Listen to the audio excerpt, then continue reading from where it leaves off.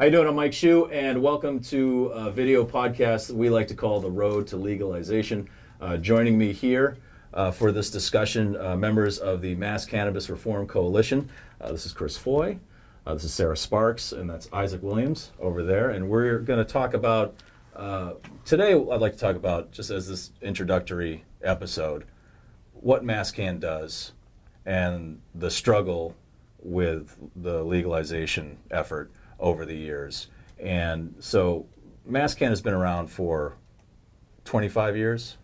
Yep, started in 89. 89. So that's 20. Yeah. It's our 25th year, 25th anniversary. So, and how long, Chris, how long have you been with the organization? I started when I wasn't even in Massachusetts. I was in the military, and I started kind of as a correspondent in 07, 06, 07, and just when I came back, I just hit the ground running and got involved then. So you were involved while you were in the military? Yes, I... That must have been extremely difficult. It might have been a conflict of interest, I don't know. Yeah. But, you know, it's just a, it's just a belief and a viewpoint. You know, if you present it correctly, you know, we're in the right. And even in the military side of it, I had debates all the time, you know, and I always felt like I came up on the upper hand of them, so... And Sarah, how long have you been in the organization? I started officially in 2010 as a photographer and made up my way to a lead photographer, and then I went for the board this last year. So, yeah, 2010. Okay. Yeah. And I've been a volunteer for a little over a year now, and I'm going to be running for the board on the 29th. Okay. Oh yeah, do you guys want to plug the meeting? Because those are open to the public, yeah. right? So the meeting's on the 29th of this month? Mm-hmm. And where's that going to be? Oh my God. Do you know yet? I know there was some cancellations. Like 10 times. Yeah. We can definitely plug our website, MassCann.org, and that is, you know, right up there because it's coming up here on the March 29th, and that is definitely something I should know off the top of my head. The meeting will be in Framingham. I'm not sure exactly what restaurant it will be at, but in Framingham. Okay, but just keep checking in at MassCann.org. Yeah. And that's our next big event. You know, we're gonna re-elect hopefully everybody that wants to come back and, you know, works and puts in their time and their effort, and maybe we'll vote in some new people that we don't, you know, Isaac, and it's always a very changing board, you know, it's people come, they go, they take a year or two off, and then they come back because their personal situations have changed, so it's very interesting, the elections, and how people hit the ground running after those elections. It's all volunteer, right? Right. All volunteer. Completely volunteer, yes. I'd like to talk a little bit about the Freedom Rally, the big event you guys put on, but do that in conjunction with how hard it's been for you guys to work in Massachusetts. A judge that I guess ruled in favor of you guys getting some permits a few years ago, Judge Belvin Perry, said that the history of getting permits for the Freedom Rally was a tortured process. And from what I was reading, it has been just basically you guys had to punch your way through concrete walls every time to get this event going. And with the Freedom Rally, if you want to explain what the Freedom Rally is, just briefly. Well, the Freedom Rally is our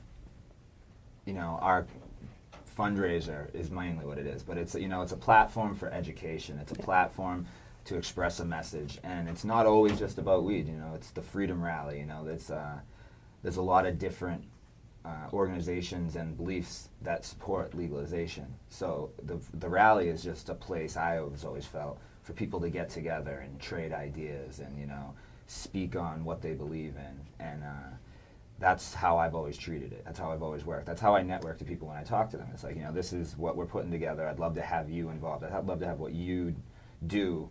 Like, just keep doing what you're doing, but let's get MassCann involved in that, you know, and then we just spread it through just word of mouth and social networking. The rally itself is supposed to be, you know, where it's like a celebration of MassCann, like hard work, you know, and it's always come off well, and it is always going to get some type of roadblock from the city of Boston. 4 times we've had to actually go to court and fight in the court system. And Only 4?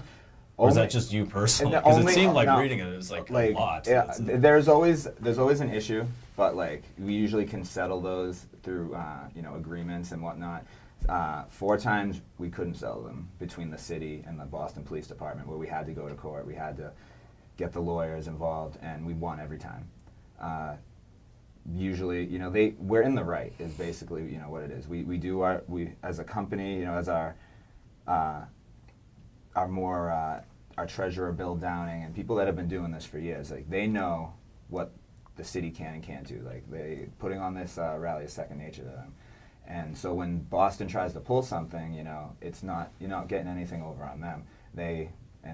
We've won every battle we've had to fight. Some of the stuff that, just to give an example, I guess they've pulled permits at the last minute. They said you couldn't, you know, they've said something about you can't have any police there, the police detail. They pulled those out or something. That was an issue that we had last year. We spent the whole year. We get our approval, and this is the way that they run the getting of permits for events like this. Is like you got to go to the city. You know, there's this sit-down meeting. You're talking to all departments involved: Parks Department, city officials, Boston Police. Everybody's there, has representation there, and you're either approved or not approved verbally. You know, it's like, all right, we're going to approve this this festival. You don't actually get the written permits till like a week before the rally. The worst, it's the stressful week, the most stressful week ever. Because like we didn't think we were gonna have 2 days, and we had to like cut 10 hours of music, and they did this to us a week before. Yeah, the concession that we had to make last year to get they pulled the permits. There was something else going on in the city relatively close by where they used that as an excuse for they didn't have Usually, manpower. I don't know if it happens anymore. They have some big food festival going on, don't they? That's like in City Hall Plaza or something, which I always thought worked out great. You know, you know, I mean, it really does. We have good food at our festival. Yeah, no, that's true Come too. to our Just as a festival. city thing. Yeah, you know. I mean, you know, I'm sorry. The city itself just puts up roadblocks and we work through them. You know, last year the roadblock was they didn't have the manpower to police it. Where we didn't need the manpower to police it because we paid the Parks Department to handle that. It was a moot point really, where that they were just trying to push because they technically had the ability to do it. We had to go to court. We fought. They pulled our permits Friday at 5 p.m. before the week before the rally. We spent the entire week fighting in court. You know, the lawyers being lawyers, and we didn't know that the rally was going to go on until 6 p.m. Friday night before the rally, hours before the rally. I was on the Boston Commons setting up the stage, setting things up, you know, while, you know, these guys were in the court fighting for our permits, and I'm just like praying to God. And then we finally got our permits, but we had to make the concession of we had to give up 5 hours total. That's 10 hours of stage time, you know, so, you know, we took a hit there, and we worked through it, and this year's going to be a lot better, but I don't think we'll be hitting those roadblocks. We have a new roadblock this year. We got this smoking ban. Oh yeah, And, that's. Oh right, so there's is it the $250 fine? You can't smoke, and that Anything. includes vaporizers. Yep.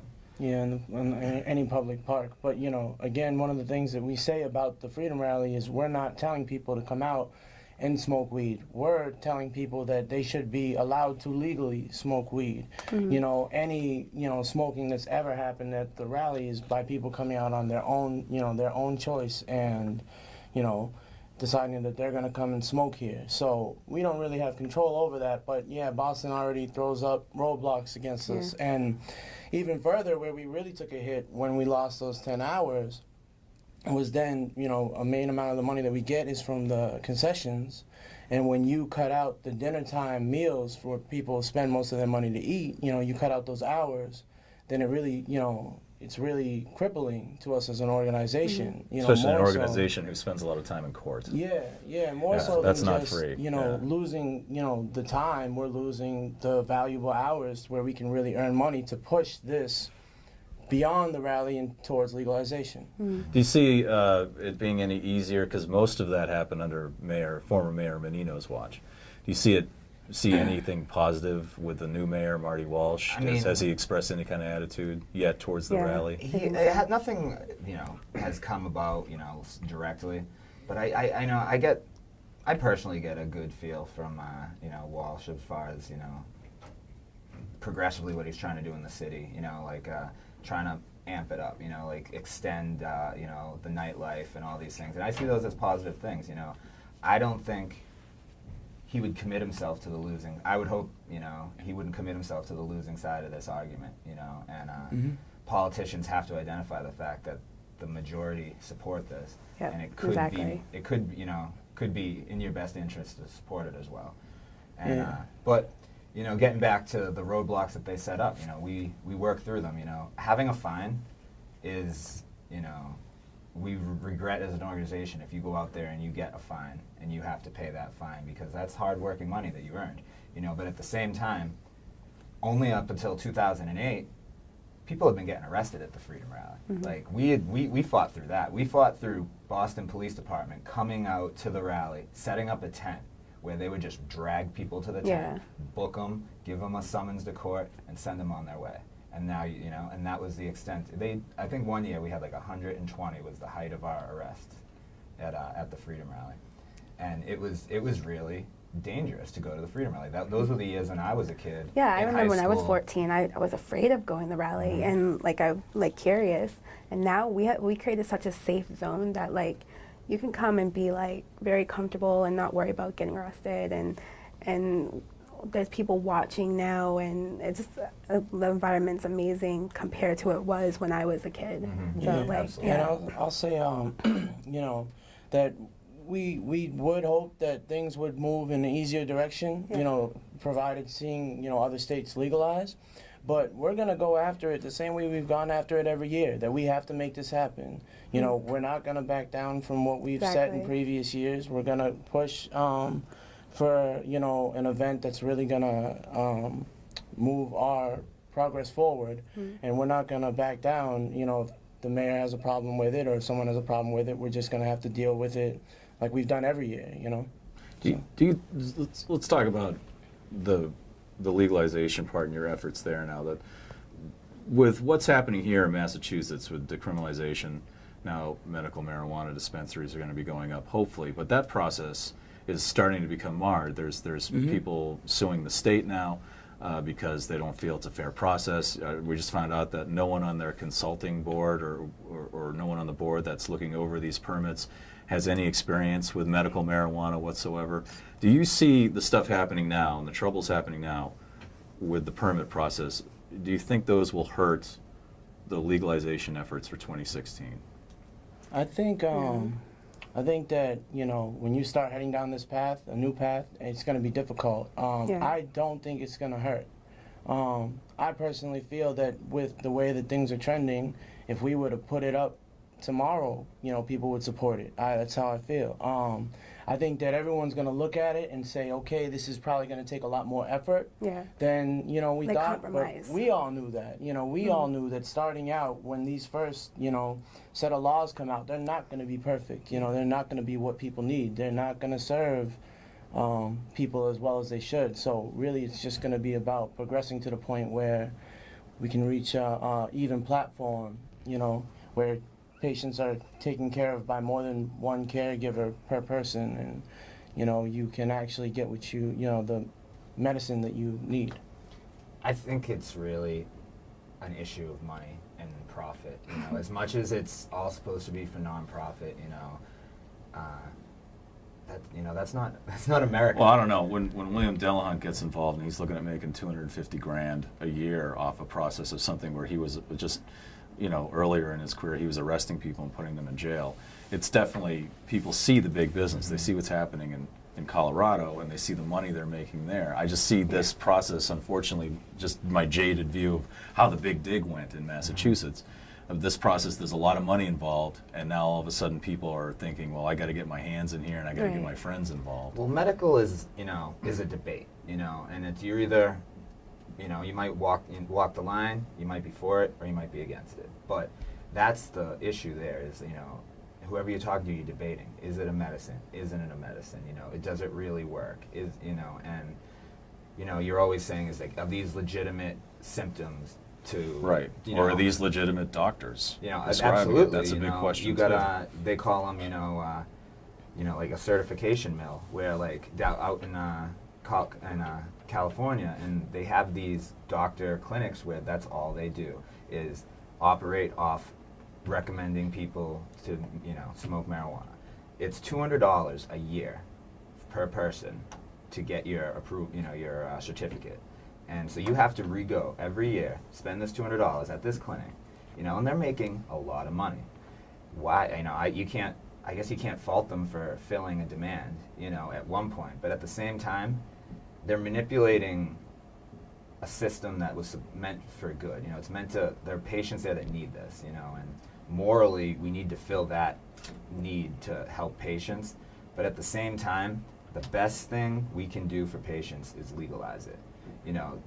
Take away the debate of, is it medicine, isn't it medicine, whatever, how much medicine should they have, blah, blah, blah, blah, debate till you blue in the face. Legalize it, tax it, regulate it. America understands that, and America can get behind that. That doesn't help the patients that need it now and are, passing away and living in pain, but, it's a step in the right direction. Legalization will help those patients the most. And even more so than that, when we sit here and talk about this, everyone just thinks of marijuana. There's also hemp, which is also something that has not been allowed for a very long time, or at least not at a mass level. And so we see that starting to be looked at by the Obama administration, putting it into the Farm Bill, I believe. And just really finally taking a look at hemp and how it can be used more so than just a plant that people All right, let's clarify. We're talking about the hemp part of the plant. Now that's not the smokable part. It doesn't get you right. high, This is the stuff they use to make clothing and paper and oils. Paper. Hemp is what's going to change the world. Yes. Right now we're pushing the vice. It's like, what was the internet used for? When it first came out. Watching porn finding and, where the Star Trek conventions. Oh yeah, it's like me, like you can sell people vices. I feel like, right. And it's like, whatever. Like you shouldn't go to jail for smoking marijuana. That's a fact. The social reforms that will come of that, great.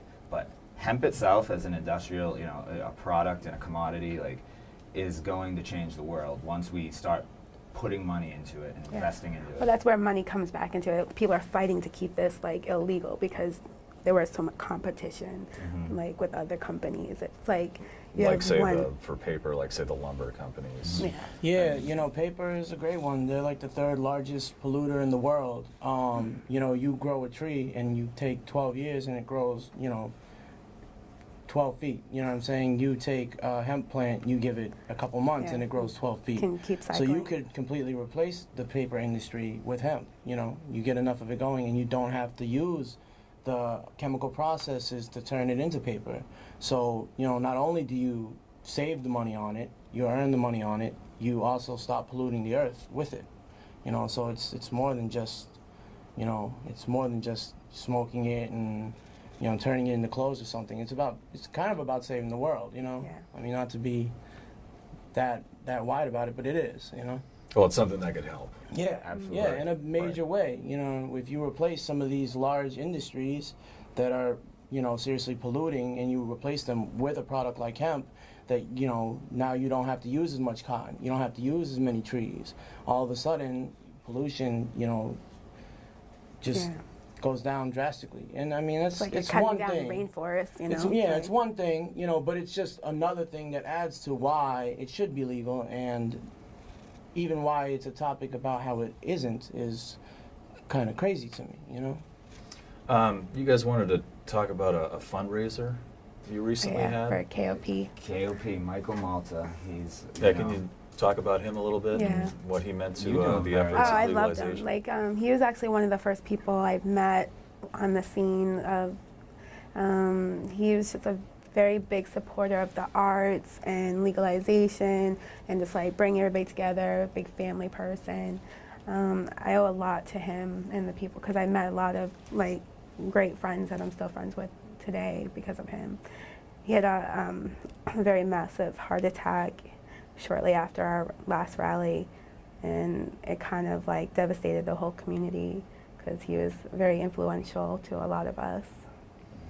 So you guys had a fundraiser Yeah. to get a memorial. Yes, Yeah, the community raised all the money that was needed to have a bench on the commons that we, traditionally it's, soldier's monument at the top, Right. We called it Mount Mary Jane, which is all caught on. But you know, we're going to put the bench up there, and you know, for the foreseeable future, you know, people will be able to come. Where Michael always loved to, you know, just practice civil disobedience, you know, and now you can do it on his own bench, and that's the least we could do for the guy, you know. He was so influential in, you know, getting others motivated is what I took out of him, you know. He was that guy that lit the spark in young activists and made them believe I could do that too, you know, like somebody did that to me, for me, you know, and it was people like, you know, Michael Malta was one of them. I knew of him, you know, before I knew him, and you know, it's weird to meet somebody, you know, when you have that preconceived notion, and then, you know, it completely, you know, you meet them, and it's like, it's cool when they're exactly what you expected. Yeah, and, like an open door policy with him. You can go to him with anything. I know a lot of people with all different kinds of situations and problems, and they turn to him, and he would be like right there helping them. He was a really, like, he like got this one kid out of jail because he posted something on Facebook. Yeah, well, like that was from the Boston bombing. Yeah, that was exactly. Cann something.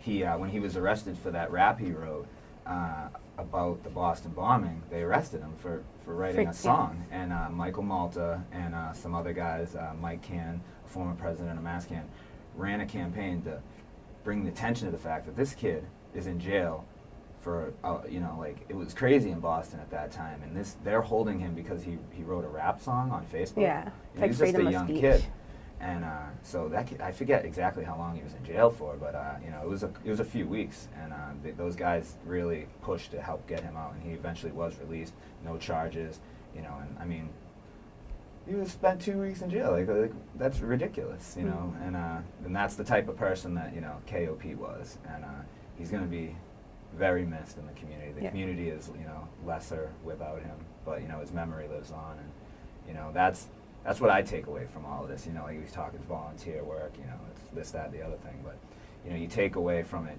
being able to be a part of a really good community, and, you know, I don't take that lightly at all.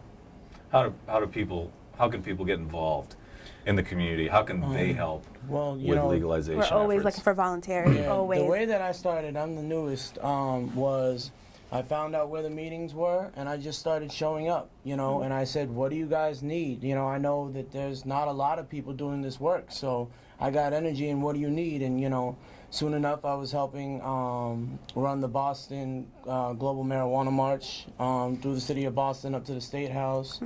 You know, then at the rally I'm helping out, you know, run the stage. I just joined and I became a part of it because I knew this is something I wanted to do and I really wanted to work at. If you can't make it out to the meetings, you know, I encourage anyone to contact us, you know, on Facebook, Facebook at MassCann, MassCann.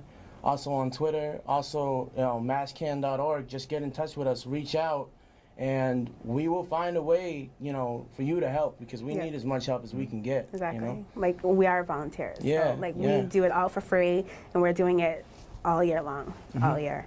It never stops. You know, the best way, you know, if you want to come and be involved in what we're doing, the Freedom Rally itself, we have a job for that. You know, like I will find, you know, what your level of involvement, you know, you want it to be. You know, we got, I always try to say, we get 40%, you know, volunteers, you know, they want to come in and they want to get 40%. We get 110% volunteers, you know, and it's just, I want to take what you're willing to give, you know, because it is volunteer work, it's, you know, it's all on your own time, and we're going to, you know, we're going to utilize that energy that you bring to the table.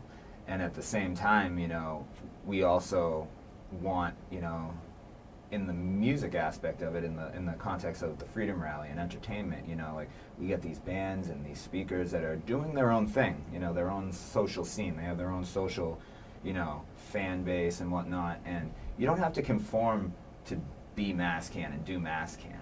I want you to bring MassCann to what you're doing. You know, like let us be involved in what you're building because it's a community, and we want your community to be a part of our community. So it's like, you know, let us know, get in contact with us and let us know what you're doing and tell us how we can be involved in what you're doing. And we'll just expand together our social reach and message, and like that's definitely how I present it to a lot of people that want to be involved. There's another organization trying to get the legalization question on the ballot. What are they again? Repeal Massachusetts? Matt Allen's thing? Bay State Appeal, that's what it is. Oh. All right, now, are you working with them? We're associated with them through, you know, some of our directors work for them. A lot of, that's kind of like becoming, like it was set up by people that were actually founders of MassCann, but, you know, through just, you know, local politics and tempers, you know, like there was a split in what we thought we needed to focus on. You know, MassCann has a larger scope of, you know, we're educational, we're, we vastly have become a music promotion tool where we, you know, the rally is what we, you know, our biggest thing every year. So, you know, we have to focus on that in certain ways. But there are people that just wanted to focus on the laws, and you know, like they're lawyers, you know, that's what they do. And so they split off and started, you know, Bay State Repeal. So we work very closely with them, but you know, it's just taking a more direct focus on the legislator. All right. Well, thank you very much for joining us in this first video podcast here. Chris Foye, Sarah Sparks, Isaac Williams from MassCann, thank you very much for coming. Today, we're talking to Mike Cann, a longtime marijuana reform activist and also a medical marijuana patient.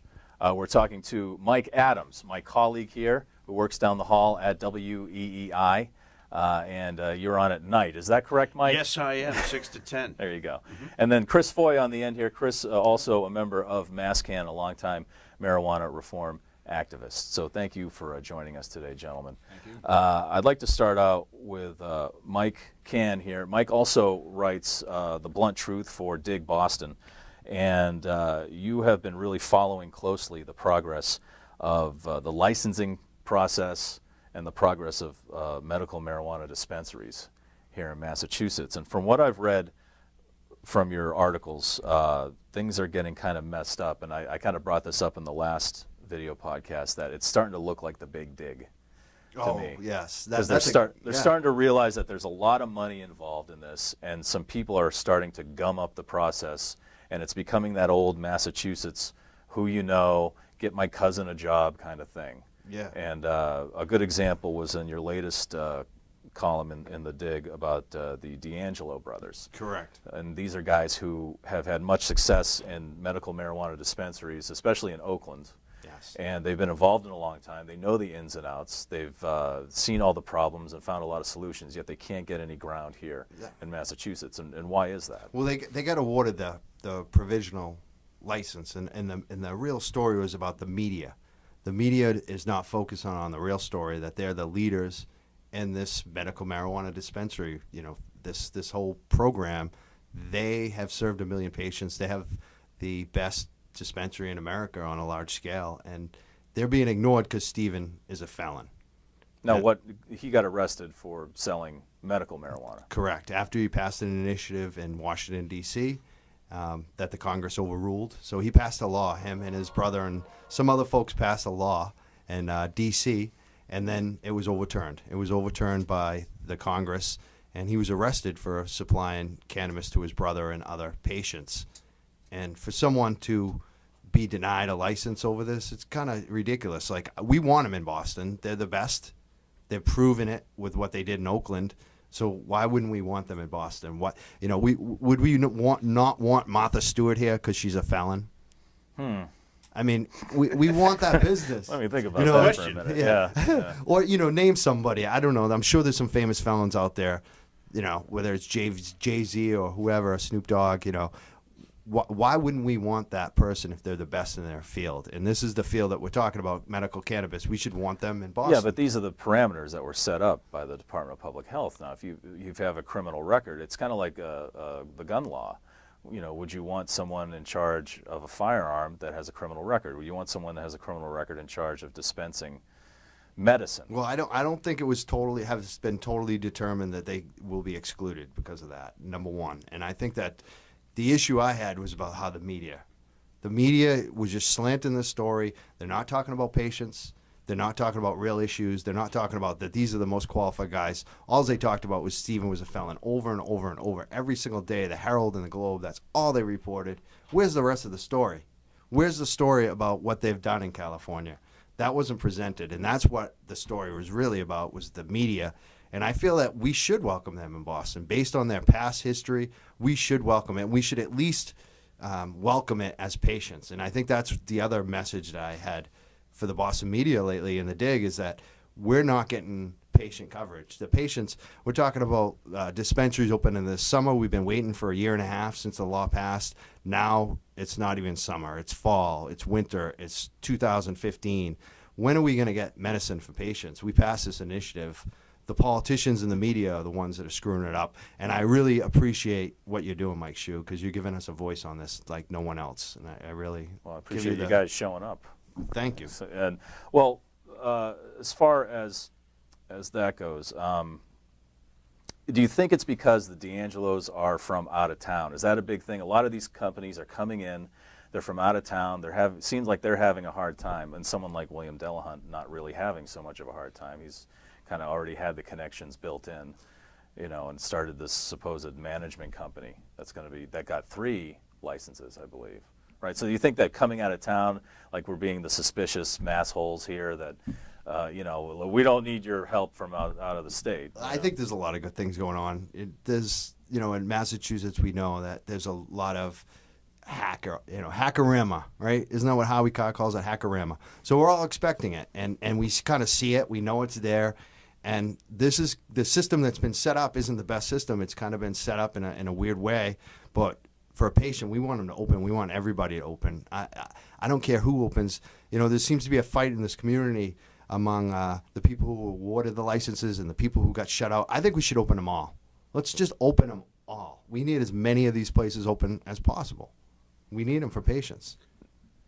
Go ahead, Mike. Well, I'm all for that. In fact, I think this should be an over-the-counter medicinal situation for people, in that, you can get it anywhere. If the government nationally legalized marijuana across the whole country, of course there'd be a national tax on it.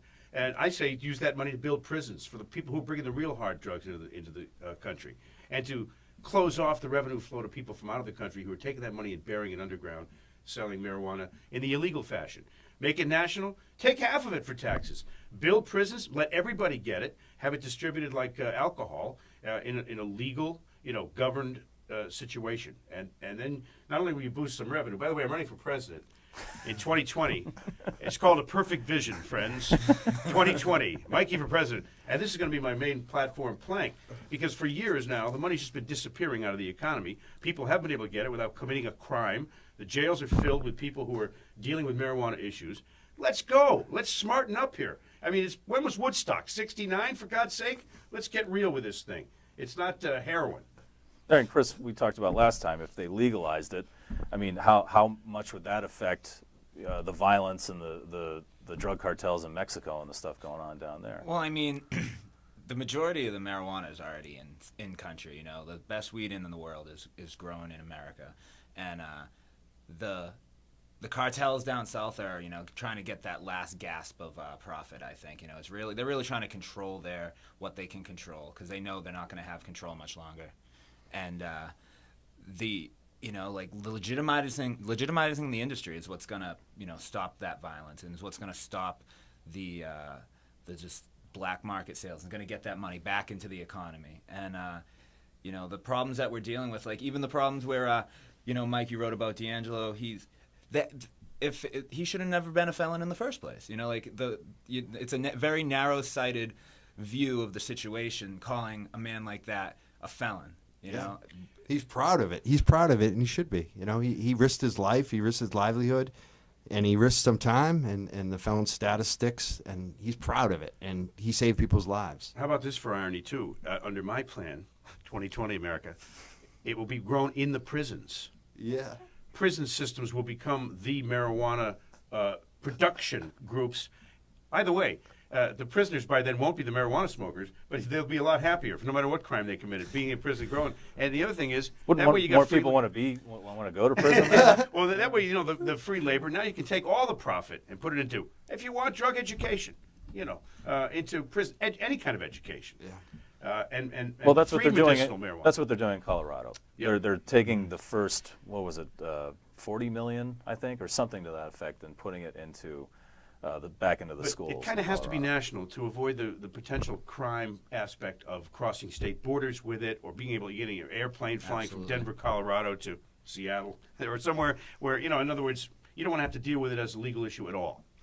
I mean, I don't know. I'd like to envision a society progressing into a fact where we wouldn't need as many prisons. As we take away these laws that are creating criminals that shouldn't be criminals, and I think the rise of the privatized prison is a dangerous slope that we're dancing on. Although they do release a lot of felons now that have been, in for rape and murder. In California, they let them out because they don't have room for them. So, it's potential for solving a whole bunch of different problems. But the key one is, of course, the decriminalization aspect, so that you can unclog the court system. Don't befuddle people with nonsense when there's so many important things that aren't being taken care of right now from a government standpoint. All right, and to go back to the medicinal marijuana, to get it to the people who really need it for real. Absolutely. We all like to smoke weed and we all like to have a good time, but that there are people that are in pain, that need it for pain relief, that need it because they're going through chemotherapy. And I want to kind of go back to that because you are a patient. Yes, I am. Mike. And so what do you use medical marijuana for? I use it for daily pain. I was an athlete, high school wrestling, all-star in Massachusetts, Triton High School, Bridgewater State wrestling.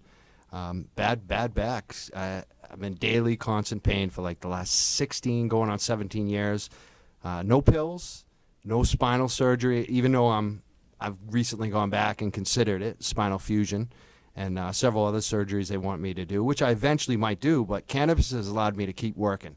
It's allowed me to get the energy and live a normal life and not be all whacked out on those prescription drugs. If I had taken, codeine and Tylenol and all those other things for 17 years, I don't know if I'd be here right now. Well, how long have you been taking medical marijuana? For that your long, pain? for as long as I've had this pain, which I guess I'm going on. When I recently look back, it was the year 17 I'm going on. And, my condition, I look at it as kind of mild, and it does help. Like, my pain hurts. It's bad. I have nerve pain, all the rest of it.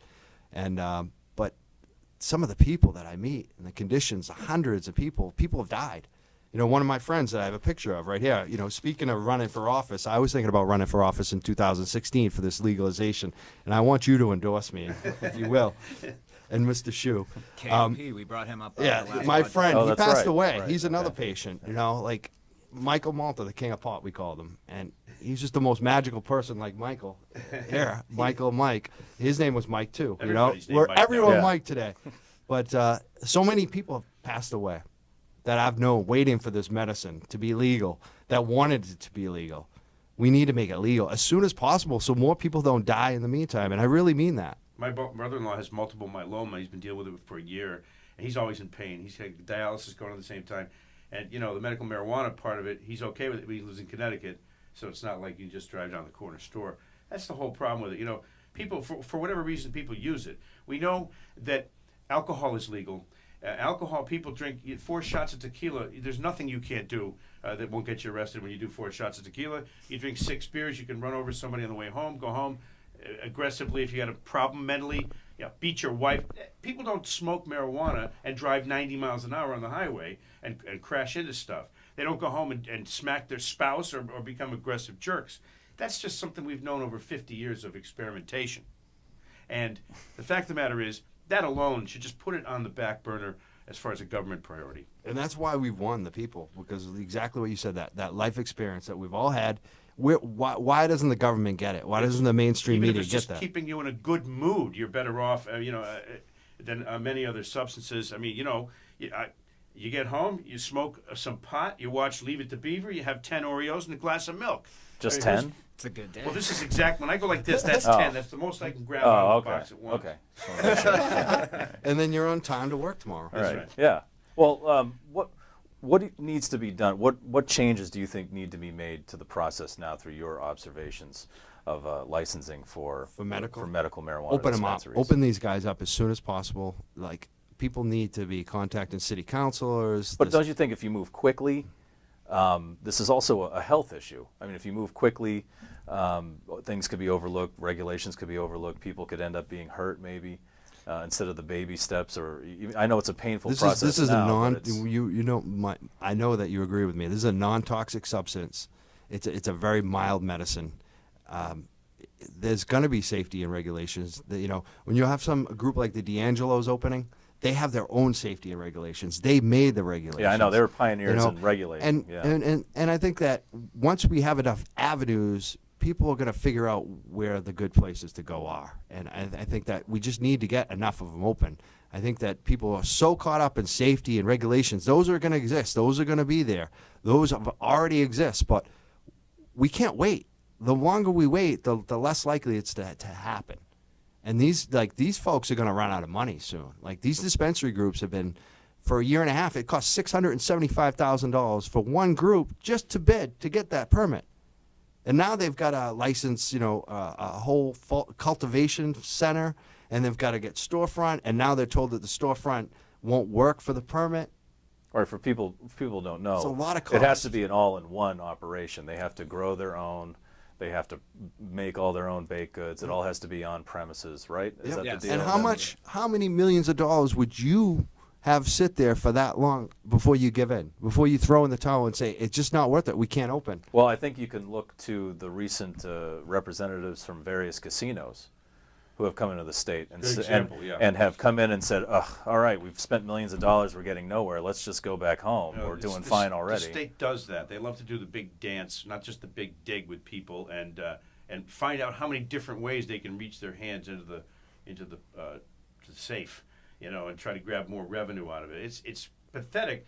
The problem is the people in the state, for the most part, are on board with the whole thing, except that the government's going to say, what's my shake of the action? And that's where it gets sickening in every realm in the state. Yeah, because it's to them, it's not about these people who actually need it, legitimately need it. No? It Yeah. never is. We talked about that last time. Is I had said, the best thing we can do for patients is legalize, but that does not help the patients that need it right now. There's people dying, there's people living in pain every day, and morally we have to advocate for them. Because they, a lot of people, they can't do it themselves. They don't have the means to do it themselves, and they're just in too much pain to even get out of bed. And legalization will end the debate of medical, this, that, the other thing. And but yes, it does. Yeah, help. because it's not just about legalizing, it's about prescribing. And there's just too many doctors arguing about it, and that's just another kind of speed bump, I guess you could say, getting it to the right people. It really is. The system itself, just my personal observation of, the system, from my military experience to my activism, has been, it's set up so things can't change. It's like it's set up to protect itself, and it's set up to keep the system moving. They don't like, wrenches in the gears. And this is what this is. This is a grassroots organization, a grassroots movement to put a wrench in America's gear. By the people, right? I mean, it started by the people, finished by the people, voted by the people. It didn't come from any I've been working with a lot of politicians over the years, and some support us, but Lucky it didn't you. come from any of them. Yeah, that can be, but it didn't come from them. It came from us. It came from you. You No, talking not me. about. You talked about it. Oh, for years, ever since the car wash. Yeah, can we talk about that a little bit? Sure, I don't You mind. had a little trouble with the law there, Mikey Adams. I know that surprises a lot of people, Yeah, because I'm a good boy. but I you were arrested. Yeah, I was on my way home from my nightly TV show on the New England Cable News Channel. That I used to watch Cable operation. in the basement. Oh, you were the I guy. was in the basement back then. Actually, yeah. You I know wasn't a whose medical basement? user then either. So I get to my car was dirty. It was 2:00 in the morning, and I saw the Mr. Sparkle car wash in Vernon, Connecticut. I said, I'll just pull in, throw some quarters in, vacuum the car out. Because that's what time I got home anyway. So I go in there and I start vacuuming. I got the doors all open, the mats are on the roof, and I'm in there, huffing and puffing with $1 a minute vacuum. All of a sudden I feel a tap on my shoulder, and it's Officer Bumstead, or whatever his name was, saying, "What are you doing?" I got the hose going. It's loud as hell. That's amazing. What am I Well, doing? What does it look like you're doing? I'm baking a cake. I didn't know I had weed in the car, so I said, I put it on his shirt. I went, I said, what do you mean, what am I doing? I vacuumed. I thought he was kidding. He backs me up, shines a light in the back seat down in the corner. The back was a little twisted baggie that I didn't even know was there. It was in the back seat, I keep my weed in the golf bag, in the trunk. I didn't think. Thanks for letting everybody know. Good place. A Yeah. good place for it. Yeah. He said, pull that out of there. And I pulled it out. There's a little bag of little bud and a roach in there. And he said, what's that? What's that? I said, looks like pot to me, And he said, okay. And he handcuffs me. Well, the killer to that was it was a tiny amount of weed. I didn't know it was there. Not that I didn't smoke. I wasn't pretending I was innocent or anything. But because I was on TV and had been in Hartford, it was in 8 newspapers that I got busted for weed. I was in the Current and the Springfield paper, the Globe and the Herald. It was in all kinds of papers. The USA Today. The state by state, they must have had a light day. Connecticut, sportscaster busted. And it was like, oh man, my grandmother at 99 years old. So I was like, this is ridiculous. And then, of course, when the charges were dropped weeks later, there's a little tiny thing in the paper like this. Yeah, they never come back and say sorry. Yeah, no. Harold. Yeah.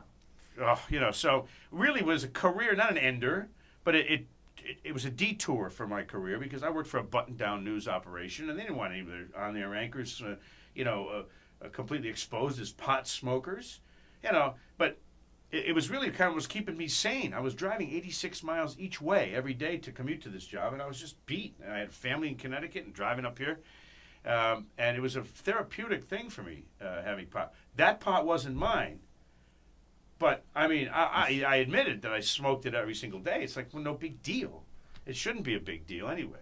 Well, I think it's not as, well, I like to think it's not as big a deal now as it was then. No, and that's true. And, now it's again, because at least in this state, it's less than an ounce now is decriminalized and so on. And I think, that's just kind of like taking the obvious and dealing with it. But back then it became, and this was 94, so it wasn't that long ago, 20 years ago. I'm glad it wasn't 74 because I would have been doing prison time for it. Really. Yeah. Yeah. Well, how? So you said that was a career ender, but just for New England Cable News Network. Yeah, and I stayed there for the remainder of my contract. They didn't fire me or anything, but everybody knew. To this day I get calls on the air, from people poking fun of the Rasta man, and all this stuff, which is fine. I don't care. It doesn't bother me even a little tiny bit, but certainly it's ESPN wasn't going to call me after that. So you think that arrest affected your career? Oh, yeah. You could have. Yeah. Did it ruin? You think it ruined opportunities? Yeah. I don't consider myself a handsome or good-looking or capable anchorman on TV, but I was on a roll at that time. I had won Emmys. I had a good contract. It was a 6-figure contract, making good money. I'd been a national network on the ESPN Classic Sports Network, and things were looking good. But after that, it wasn't like I was going to replace anybody, because they could just easily find out that I had that bust, So it was a dampener. But now, you seem to be doing all right. Terrific. Yeah. I'm better with radio, my face, I look like a blocked punt. You know what I mean? I was never going to be national, not with this face, but. So. All right. That's, it's crazy to think, 20 years, if that had happened, now, and say you were on that, professional role. Yeah. How do you think it would be a different scenario? Well, it would have been a fun Twitter adventure for everybody. That's right. It would have been forgotten as the news cycle has shortened over the years. Here today, gone tomorrow. How quickly we forget all these little incidents that, wow, Now people just push that stuff aside and go on to the next phase of their life. It's a lot different now. I think it wouldn't. In a recent Gallup poll I read about, saying 58% of Americans would approve of legal marijuana. So I don't think the public would really consider it. Well, I don't think much of the public would consider it too much of a story. Well, think about this: 3 straight presidents have come clean to the point where at least they have, inhale or not, admitted that they smoke pot. That's 3 presidents in a row. Yeah, and a lot of pot too. And cocaine. A lot of pot. It's cocaine. But 3 presidents in a row, and you think about the guys that were before them, George Herbert Walker and Ronald Reagan, Jimmy. The times have definitely changed. That they're just admitting it. They're not admitting that they do it now. Although I wouldn't be surprised if Obama doesn't light one up once in a while. Well, I would imagine why, it's a stressful job, It takes a little really. The presidents are a perfect example, as you say. It's like, if any one of them had been unlucky enough to catch, a bad night like you did, they wouldn't be the president. That would have been a career ender for them. And that it's like a across the board game of Russian roulette, where like who's going to get popped, who isn't going to get popped, whose life's, you know, who's going to, you know, and the racial divides are there too. You know, if you get popped in a, you know, the wrong neighborhood and you're the wrong skin color, you might get, you're going to go to jail. Whereas, you know, suburban kids just having fun are just going to get a ride home, you know, and it's the power of corruption is in the laws, you know, of the drug war. And legalization has taken those corrupt, you know, powers away from them. And the cops don't even care about it really now anymore. They don't. It's really not them trying to do anything. They'll turn a blind eye to it more often than they'll actually take someone in on that kind of thing. The rank and file, definitely. Yeah. Maybe not the bosses. You know, that's the difference, I think. It's the rank and file, they get it. Well, it's. I think it's just going more towards that legitimization. You know, the president's admitting to it. You know, police maybe backing off on it a little bit. You know. You remember Robert Parrish got the UPS package? yeah. Oh, that was a huge deal. Yeah, I mean, but hey, You know. world champion. I know. And then he wrote No that book. charges. Red Auerbach. Then he wrote hopefully that. was buying He him wrote that the book stuff, right you know? after. Remember? Did you read What was the Parrish's name? book? No, I didn't. It's called Pick and Roll My Way. That's convenient. It was called Me and My 7-Foot Joint. All right. Well, Parrish. we have to wrap it up Man. here, but thank you, gentlemen, very much for sitting in on the road to legalization. This is Chris Foye, Mike Adams, Mike Cann. Also, just really quickly, because I want to plug the website, but you guys had elections. MassCann had elections. Yes, MassCann as an organization, we elected our new board for 2014. We have new faces, and we have some coming back old faces, and we're going to push for a really good year this year. You can see anything coming up on masscann.org, but also check out the organization Bay State Repeal. We're going to be working together with MassCann and Bay State Repeal to be launching our 2014 PPQ initiative signature gathering here in the next couple weeks and months, and that's what we're looking for help with. Get involved. All right. Well, thanks again, gentlemen, for sitting in the road to legalization. And thanks for watching here at WAAF.com. If you have any comments or anything, feel free to leave your comments, suggestions, or you can email them to me at hsu@waaf.com. Thanks.